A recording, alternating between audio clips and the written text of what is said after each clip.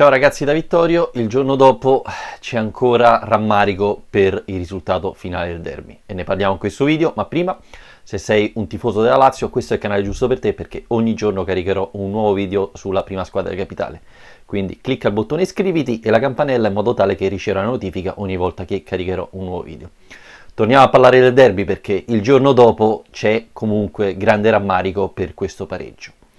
Prima però di parlarne vi ricordo che stasera faremo la prima live chat alle 9 italiane, per cui spero di trovarvi tutti nel video e discuteremo insieme di Lazio e di tutto quello che vorrete.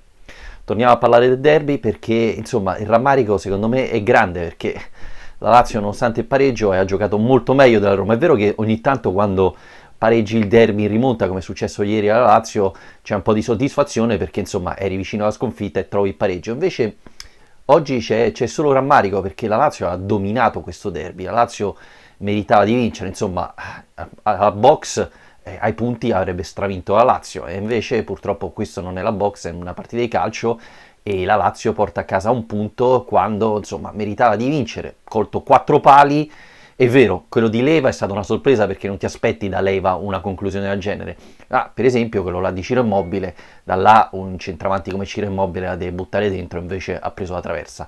La Lazio ha giocato meglio, tant'è che la squadra di Fonseca praticamente ha giocato tutto il tempo in difesa e è ripartita in contropiede, a dimostrazione, come vi ho già detto nell'altro video, che la qualità del centrocampo della Lazio è più forte di quella delle altre grandi squadre, delle altre squadre che lottano per la Champions League, e ieri ne abbiamo avuto una riprova, insomma il centrocampo della Roma è sparito praticamente e io continuo a dire che Milinković-Savić non ha giocato da Milinković-Savić.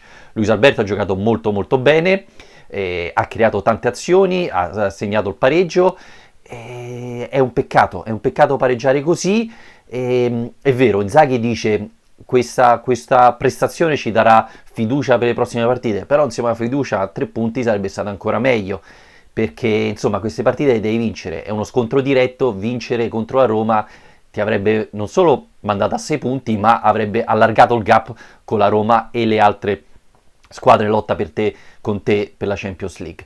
Ho già detto Luis Alberto bene, Ciro Immobile bravo perché ha fornito l'assist a Luis Alberto, là molti centravanti avrebbero provato la conclusione, invece Ciro è stato bravo, intelligente a passarla dietro a Luis Alberto. Correa così perché secondo me non ha giocato male, ma sulla coscienza ha 2 grandi occasioni che un giocatore come il Tucu Correa doveva vincere. Molti dicevano che giocare il derby così presto favoriva la Lazio. Ecco, secondo me dal punto di vista mentale la Lazio è arrivata un po' impreparata a questa sfida perché non era concentrata al massimo. Io credo fosse stata a metà ottobre, tutti quei pali probabilmente non ci sarebbero stati più gol per la Lazio.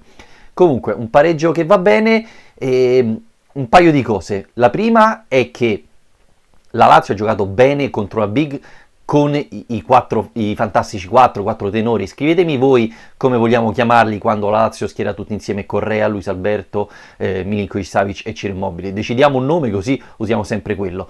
Comunque abbiamo visto che nonostante una squadra con questi 4 giocatori la Lazio non ha sofferto la Roma, anzi ha dominato perché la maggior qualità del centrocampo della Lazio ha fatto la differenza.